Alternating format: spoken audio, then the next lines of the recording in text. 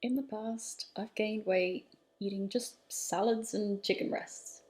I've also been through periods where I ate lots and lots of food, not necessarily all the healthiest, lowest calorie options, and struggled for my weight to go up. In fact, maybe at some of those times, it even went down. I've swung from one end of the pendulum to the other and back. So today I want to share what I learned from my past dieting mistakes. There were many, and how I fixed my broken metabolism. While I'm diving into this topic today, I decided to have my lunch with all of you to combine a bit of the fear food element of this channel with some of the more educational, informative element of the channel. So I've got myself some spaghetti and some tempeh. The spaghetti is just a plain white pasta, a massive fear food of mine in the past. And the sauce is made up of cashews, bit of creaminess, bit of fats, bit of density there. Roasted aubergines with, again, lots more oil. And a jar of artichokes. Again, more oil still. This would have completely freaked me out in the past. There's also some mushrooms in there and some tempeh, both of which fried in oil. And there's just a lot of flavour in general. Garlic, salt, soy sauce, all the shebang. And I think in and of itself, that whole umami explosion, that would have probably been the scariest thing for me personally. I used to, well, avoid a lot of things, but anything that had a particularly strong flavour was a definite no-go. I like to keep things fairly subtle, fairly bland. I didn't really dare to go all in, or to do the things or eat the things that I knew I would enjoy. I didn't think I deserved to enjoy things. So, F you to the ED, let's smash it. So, I'm going to start this video by talking about what metabolism is and what components make up metabolism in order to lay a basis for how you can improve your metabolism. But I will also be responding to 3 specific questions that I received on Patreon. 1. How can I eat as much as you without gaining weight? 2. Do you really eat as much as you say you do? And 3. Do you think maybe my metabolism is simply damaged? Let's break these down. Let's work through them one by one. But first, what even is metabolism? Metabolism is all the chemical reactions in the body cells that change food into energy.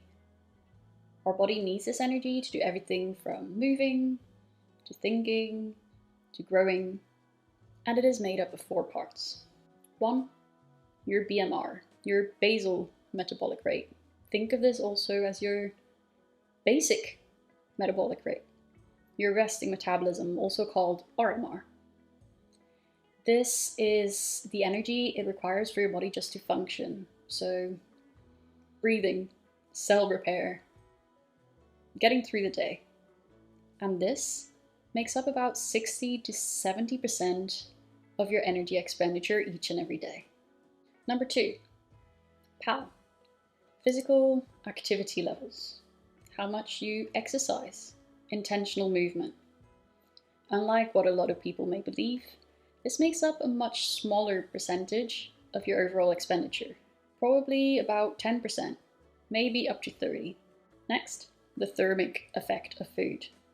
Yes, eating food requires energy. The thermic effect of food is the amount of energy that is used by your body metabolizing this food.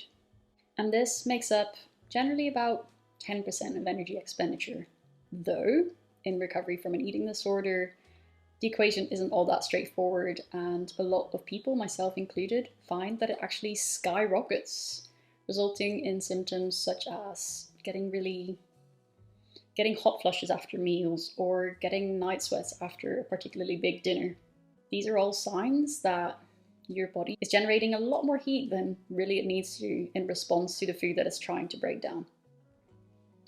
Then the final part is NEAT, N-E-A-T, non-exercise activity thermogenesis. So this is energy that is lost from things like hand gestures, which is what I do all the time, or tapping your feet, or any movement that's sort of non-intentional, not meant as structured exercise as such. This adds up to maybe 5% of energy expenditure.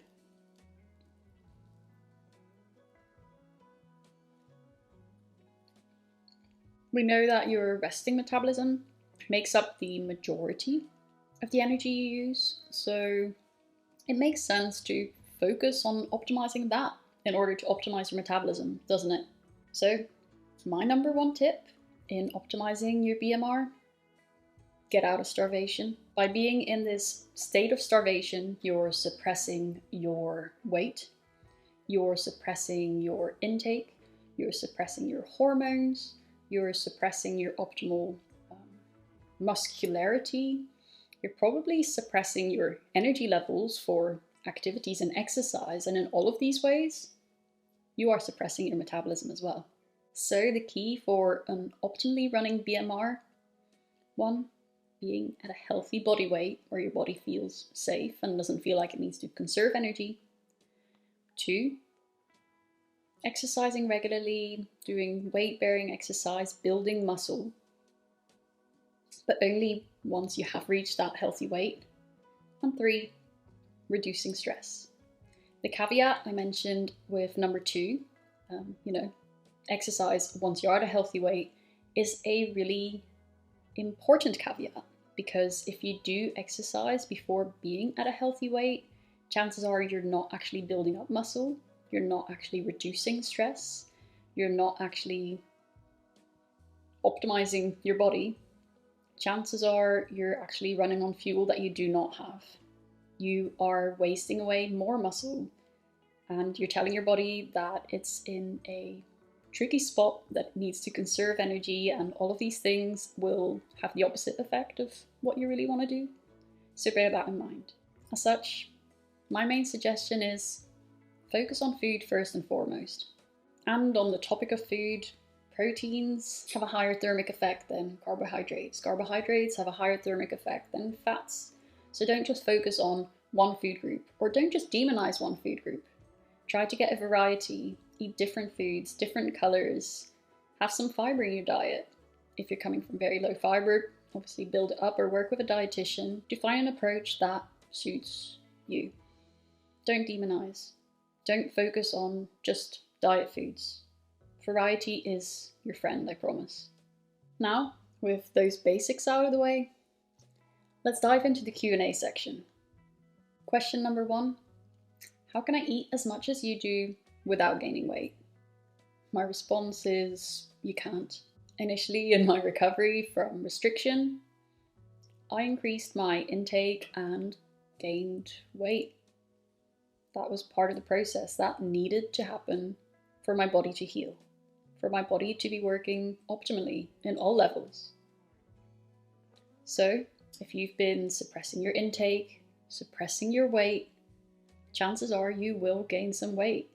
And this was weight you were never meant to lose in the first place. So embrace that weight gain, and know that whilst that weight gain may spike initially, it will slow down as you start eating more and as you start approaching a healthy weight for your body. It likes to be within a certain range, and it will protect that range. Trust the process, and over time your metabolism is likely to speed up too. Build up that trust with your body again. Have regular, sufficient meals, all the food groups. Over time, that's going to make a world of a difference. Question number 2, do I really eat as much as I say I do? Yes, but every day looks different, and I didn't always used to eat these amounts. As I said, when I first started eating more and working on increasing my metabolism and healing my relationship with food, I ate less than I did now and gained more weight than I do now. In fact, my weight has now stabilized in a healthy range where it likes to stay, and it will protect this weight. If I purposely try to restrict my intake and lose weight, it will fight me. Equally, if I push for more weight gain, it will also fight me.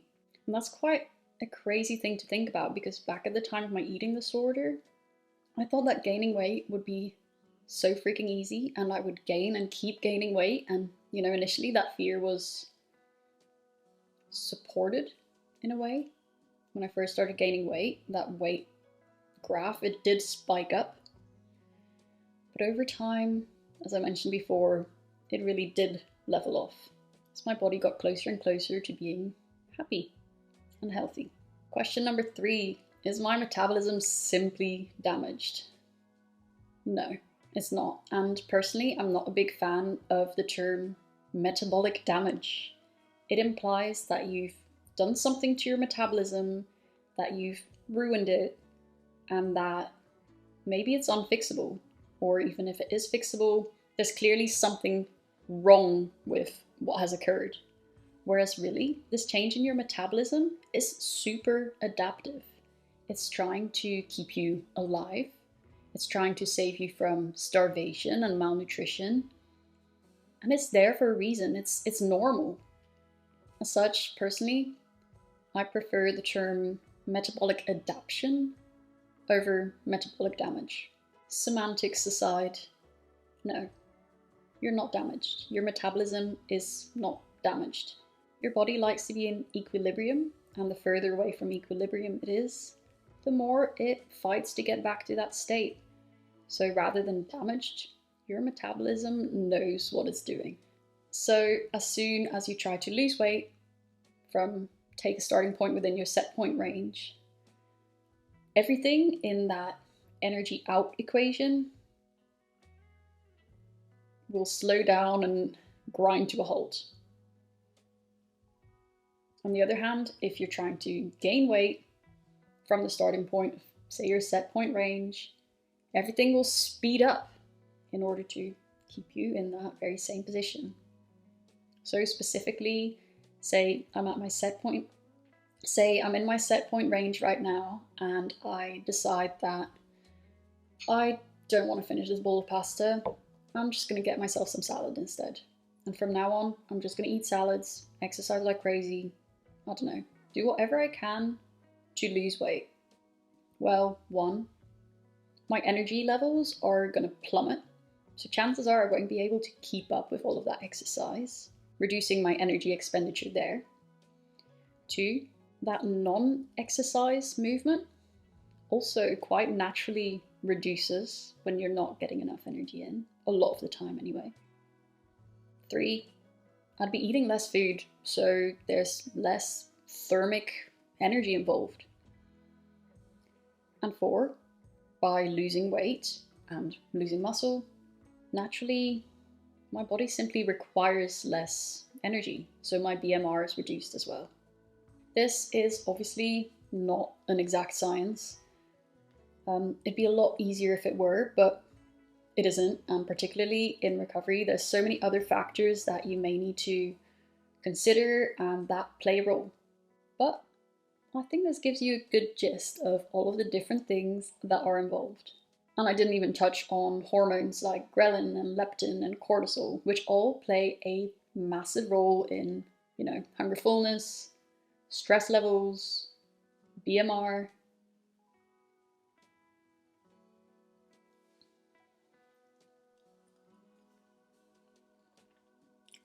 But I think it's a good overview for the purposes of this video, because there's a few things that I want you to take away from this. Number 1 being, you need to get out of that starvation zone and do it as fast as you possibly can. Whatever topic of video I make, that is always my number 1 recommendation. Your body doesn't like to be starved. Get it out of that state of starvation, and it's going to be a whole lot happier and function a whole lot better. Food is not the enemy. 2, exercise can be fun and healthy once you have taken yourself out of that starvation zone. It's not something you have to engage in every single day, nor is it something that you have to completely cut out. But at different points of your journey, it will have a different function, and you may need to approach it differently. So bear that in mind. 3, being at a healthy weight in and of itself is crucial for your metabolism. It will allow your hormones to rebalance, which is really important for your metabolism and your overall health. It will allow your body to feel safe and nourished. which too is super important for so many different things. And it makes sense. You can't have a fully functioning metabolism, a fully functioning body running off of insufficient fuel, and when your body just does not feel imbalanced in the least. Lastly, I want you to relax, reduce those cortisol, those stress levels. When you're in a constant state of fight or flight, your body's not going to want to prioritize metabolism. It's not going to want to prioritize your digestion or your hormones or any other non-essential functions. When it feels like there's stress, chances are it's going to reduce your digestion. It's going to reduce your metabolism. It's going to reduce these processes to take as much as it can out of the food without expending quite as much, because that wouldn't be biologically beneficial now. Eat good food. Exercise where there's no counterindications. And rest. Get good sleep. Allow your body to repair and rebalance hormones. All change takes time. This isn't something that's going to fix itself in a day or even in a week. Consistent practice makes progress. So I hope this video was helpful to you. If you have any other questions about metabolism or anything else, let me know below. If you like this video, don't forget to give it a thumbs up, subscribe to the channel, and see you all soon for another video. Cheers!